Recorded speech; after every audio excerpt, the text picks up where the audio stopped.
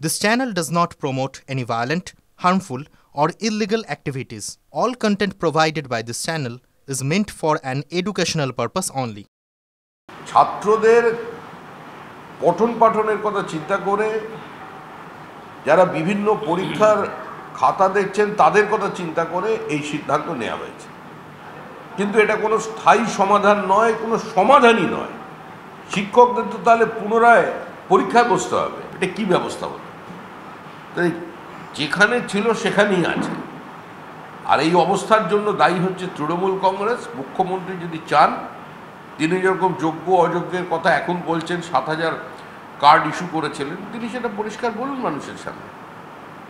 তারা সেগ্রিগেট করে দিন, তাহলে তো সমস্যার সমাধান হয়। তরোয়ালের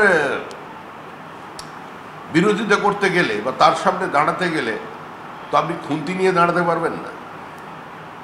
আজকে যে পরিস্থিতি মুর্শিদাবাদে তৈরি হয়েছে, আজকে শুনেছেন ভারতবর্ষে কোনোদিন একজন ভারতবাসী একটি মহিলা দাঁড়িয়ে বলছেন বিএসএফকে যে আপনি আমাকে গুলি করুন, আপনারা আমাদের গুলি করে ঝাঁঝরা করে দিন, আমরা অন্যের হাতে নিজেদের সম্ভ্রমহানি হতে দেব না।